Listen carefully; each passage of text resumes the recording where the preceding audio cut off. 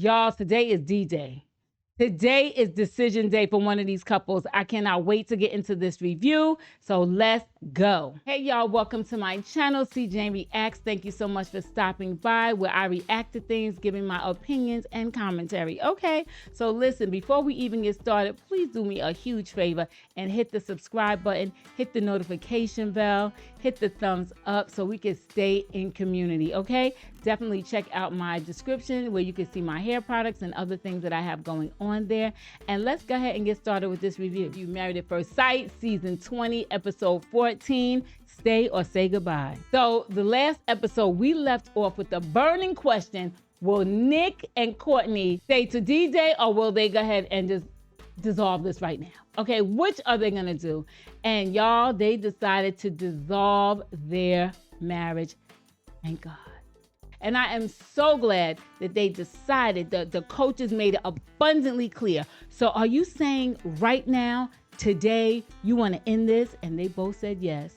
And so they say their goodbyes, they get up, they give everyone their love. And you know what's so interesting? Now, Courtney says she's not touchy, she's not this, she's not that. But when she hugged her sister, it was like a 10-minute hug. And when she hugged Lisa, it was a 20-minute hug to say goodbye. Girl, you just wasn't into Nick. Let's just call a thing, because you could be emotional when you need to be. You could be fun when you need to be. You were just not into Nick. Nick knows that. We all know that. The coaches know that. And so they get up, they say goodbye. There was some emotion. And so they get outside. And so Nick is still just trying to be gentle, even in that last little bit of time. Even then, why couldn't you say that inside? She has issues. I hope that she is watching this back and realizes the error of her ways. Because I'm going to tell you, I've been to her Instagram and I went to those comments and they are ripping her a new one. And I'm surprised she didn't, close off her comments, because everybody's getting on her case. She's mean. She's not nice. And Nick deserves better. And I can't wait for the reunion. I cannot wait. Because I want Nick to speak his truth. I want everybody to speak their truth, because she deserves it. And I don't know if they filmed the finale already. I don't know if it's live. I don't know how that works, but I'm just so happy that ended. And y'all, the irony. Let's talk about the irony. When they parted ways, did you notice that when Courtney parted ways, she walked right by a pile of garbage? Because to me, that meant let the garbage out. Let's throw the garbage out. She walked right by the garbage. I said they could have did that better than that. But they could have zoomed in on her back. No, they had her walking right by the garbage. Take that as you will. So now they talk to Shawn and Nikki. Nikki says that they are progressing, but Shawn said he still feels like there's something missing. He said he hasn't even had a chance yet to meet their friends, their family, and that's something that he really wants to do, because I guess for him, that will help solidify their relationship more. And then Lisa chimes in and she was like, you should be proud to show your family your person. And the fact that that's not a thing, that's a thing. Because remember too, they're a more mature couple, I think 46 and 48. And so they are really establishing who they are, their lifestyles, their friends, their family, all the things.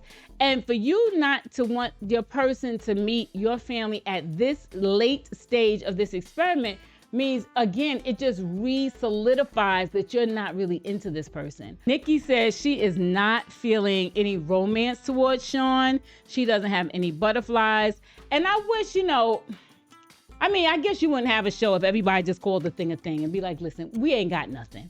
Because you're pretty much, everybody knows it. The coaches know it. The other married couples know it. You're totally not into him. Even when the couples have their ITMs on the side, outside, they're like, Nikki is not into Shawn at all. Now, Shawn said that they should have a schedule. He said they should have a schedule of when they meet the family, of when they get back rubs, of when they hold hands, of when they go out, of when they... Yikes. That is so robotic and so transactional. That just feels like a transaction. That does not feel like someone who's in a magical, beautiful relationship with someone. Ain't nothing evolving with Shawn. Shawn wants it down on a pie graph. He wants it bullet points. And you know, that's why Nikki's turned off. 'Cause first of all, she don't want him anyway. But on top of that, he's doubling down on why she's not turned on with him, because it's just so robotic. It's just, they can't oil their joints. Just oil them joints and loosen up. They're so tight and rigid. Nikki doesn't like him, and that's really the crux of the matter, because even if you are super duper corporate and super rigid, let it be somebody you like. All of a sudden, you could be like, well, you know, I could put down those ways. Okay. Tori and Felipe. Tori's indecisiveness is a problem. He still don't know if he wants to be married. So then Paul pretty much said, you can't have it all. You can't want Tori, but then you want to be out here messing with everybody else and still do things your way and not even consider her. Like, that's not even a thing. Paul pretty much said, listen, if you don't step up, somebody else will. Do you want to see somebody else with Tori? Because, you know, Tori gonna get snapped. Tori's already beautiful, right? But now that she's been exposed to the good TV, honey, to the world, the doors are going to be knocking down. They're going to be knocking down. He said, now, do you want to see that? Now, he said he doesn't want to see anybody with Tori. I call selfishness on that. You're selfish. You don't want to do what's right. You don't want to step up to the plate. You don't want to be a man, but you don't want her to be with anybody either.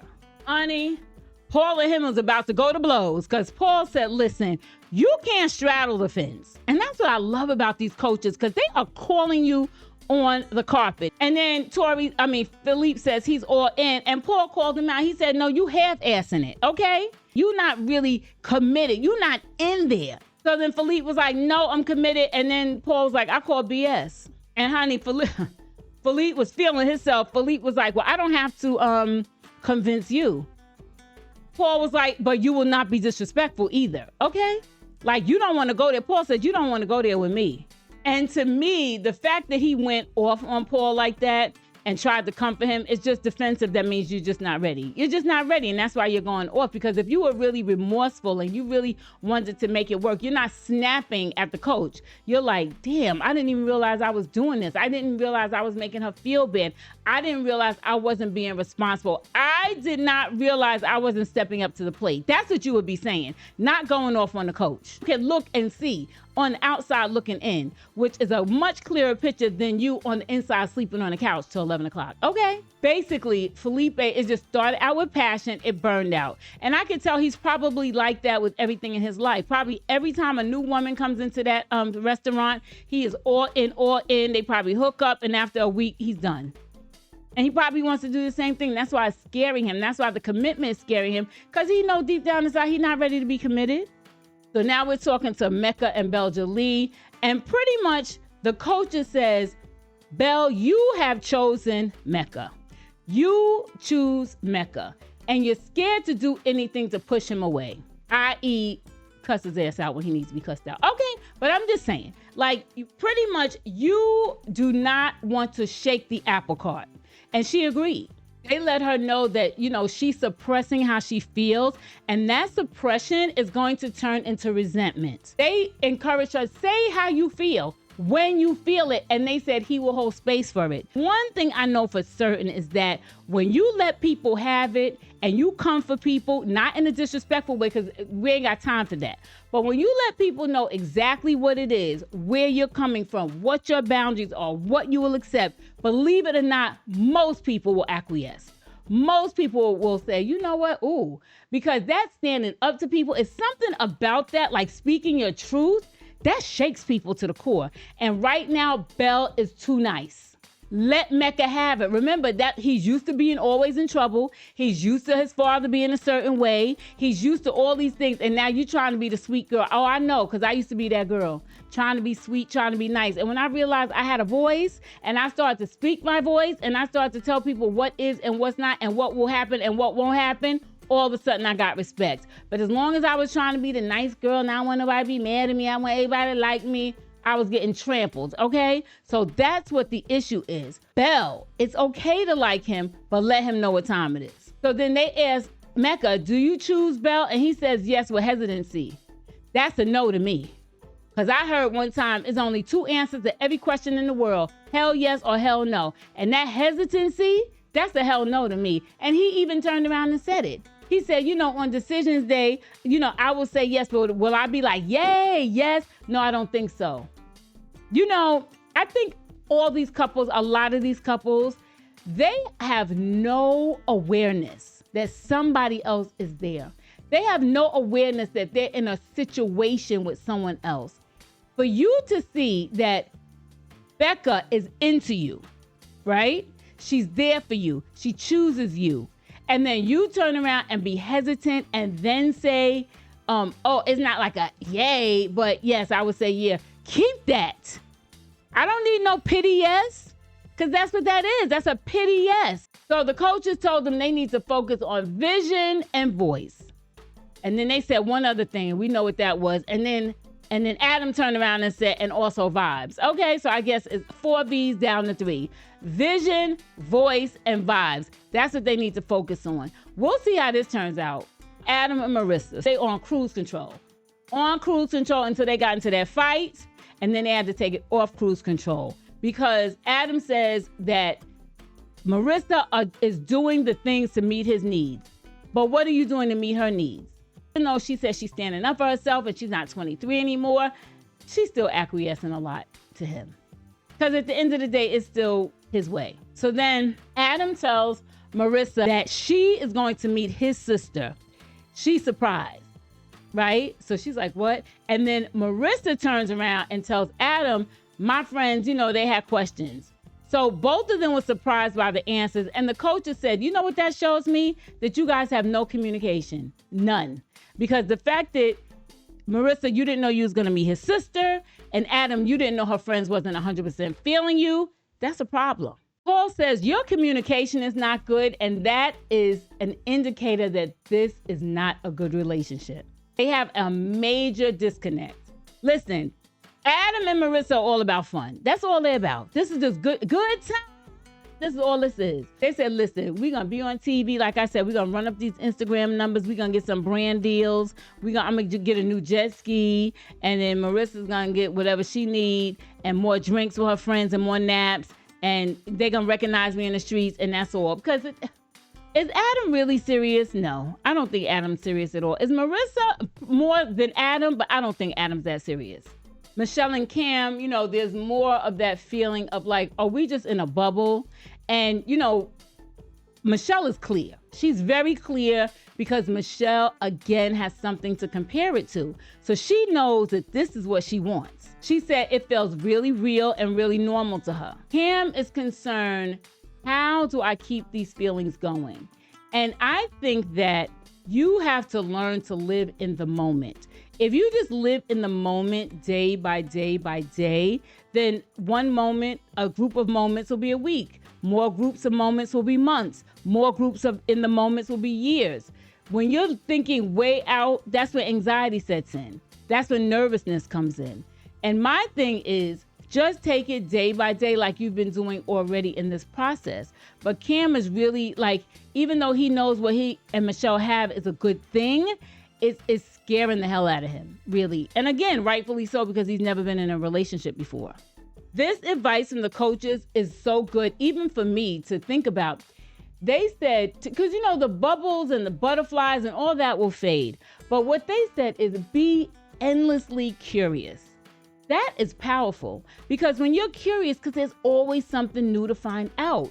There's always things that you can ask. Because I notice even when I'm talking with friends, we could be talking about whatever, but if I just kind of go in a little bit like, oh, so what was that like? And how'd that feel? Like just a little more, you notice how people light up because you're actually interested and you want to talk to them. And sometimes you could ask someone a question that really even makes them go, wow, and to really think about it. So if you're curious, I think that's what kind of stokes the fire. I think that stokes the flame of being curious as opposed to just allowing things just to become mundane and run of the mill. Because I think in a lot of relationships, that's what the issue is. It's a lot of run of the mill. It's a lot of, we do this at Tuesday at 8, and it's the same thing every week. Now, 30 years have gone by. You don't know each other. You feel stagnant, and that's the problem. So he said, listen, Cam, I know this is new to you. I know you like Michelle. I know you want to take this further. Just become curious, endlessly curious. Like you guys have had all these serious conversations.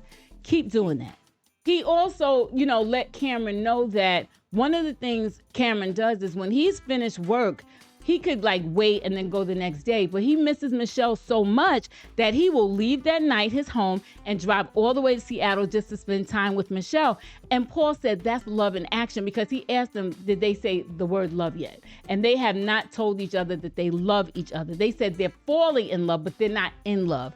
And basically he was like, that is love in action. Because sometimes you could say it and mean it, of course, but then sometimes you could say it and not do nothing about it. Hello, Felipe. But now he's like, that's love in action. And I love that.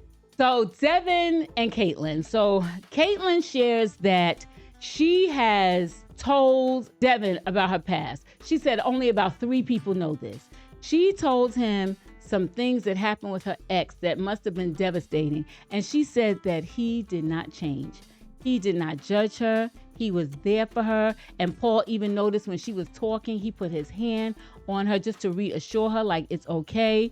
And see, I like Devon, because Devon, to me, yes, he could be, I'm not going to sit here and say that Devon is super needy. I think Devon is a guy that he's into his girl and he wants some affection back. And there's nothing wrong with that.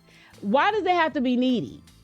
Why does it have to be needy? Because he's caring and would like caring back. That's not being needy. Needy is when you call in 20 times a day. Needy is when you don't give me a break. Needy is when you don't let me like even get a breath. I don't think he's doing that. I think he just wants, like, he takes crumbs. He's like, listen, even if you put your leg over mine, I'll take that. Devon takes crumbs, and that's what he wants. He just wants something from her, right?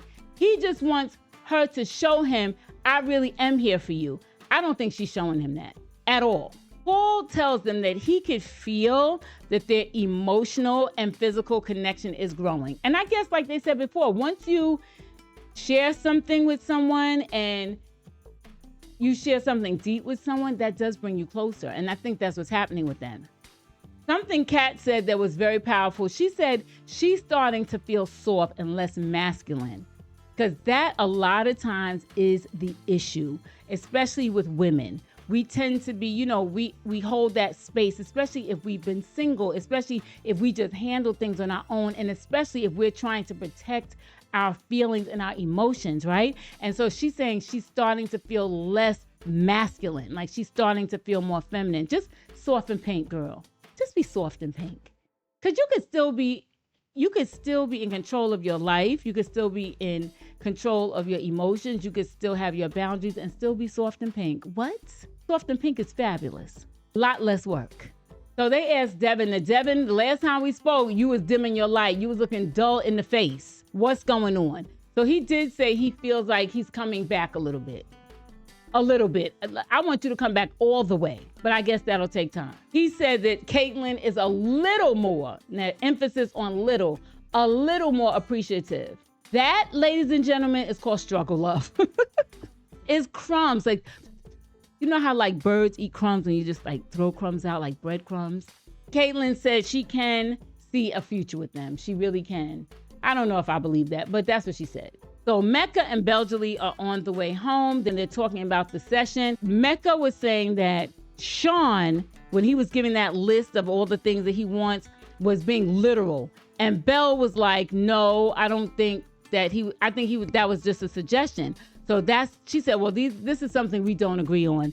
And then he says, you're being weird because you put ketchup on your eggs. Hold on. He said something like that. And I realized that Mecca's goal is to constantly humiliate Becca. Any opportunity he gets, he's going to say something to low-key bring her down, subtly bring her down, subtly put her in her place. And you can tell, and this was the first time that I really noticed that she was getting sick of him. I could see it because it was like that, that look like, here we go again. Like, and she even said it, in real life, I would never put up with all this. I think that Mecca likes to attack you and play the victim at the same time. So Mecca will say something to you that's offensive, that may hurt your feelings, but then turn around and, oh, but they hurt me. Oh, but I peed in the bed. Oh, but I was jealous. It's something about that always having to bring you down, and, you get the highs and the lows. I don't know. It's something about that. I don't like it. I don't like it at all, because I think Belle is a sweetheart, and I think she's really there for the right reasons, and she's really there to love on him. But yeah, I don't like how he's coming off. Tori and Felipe, honey. Tori said after the group session, he still sounds like the same person. Like he ain't changing. Felipe said he's scared of how much he likes her. Now that to me sounds like BS. And he tells her, just give me 1 week. We'll see what he can pull out of his hat in 1 week. I love Tori's attitude. Tori's like, I'm not going to rescue him out of this. If he's going to fix it, he's going to fix it on his own. She is not his mother. She said, if you're going to fix this, you're going to do this on your own. And I love that Tori don't play. Tori's not that girl. I'm telling you, Tori is not that girl. When she said she met up with her exes, the girl, the side chick from her ex, and took her out to dinner, I knew right then Tori was not the girl to play with. She's not playing with you, Felipe.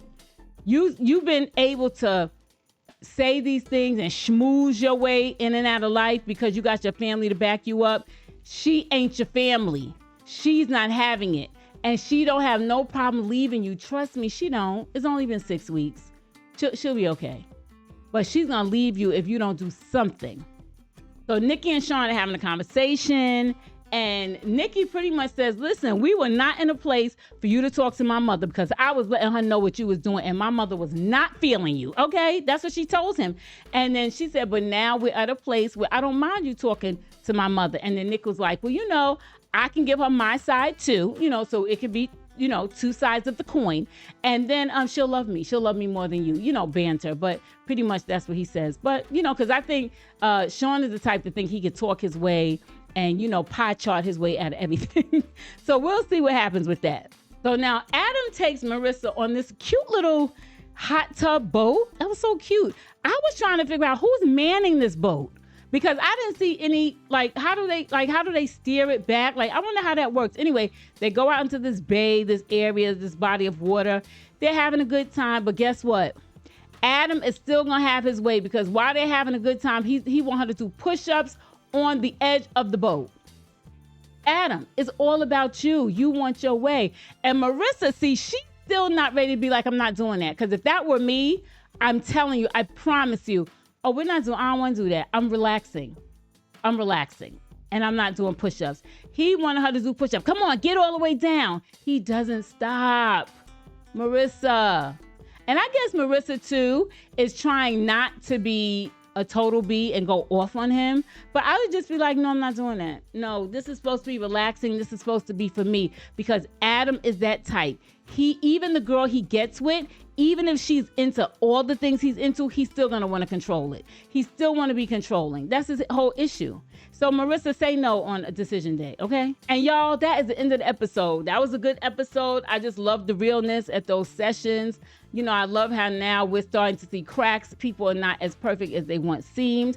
And now it's just time for people now to step up to the plate. That's where we are now. You have to step up to the plate. No more shim sham. First of all, the coach is going to call you out. The other couples are going to call you out. And then your partner going to call you out. Okay?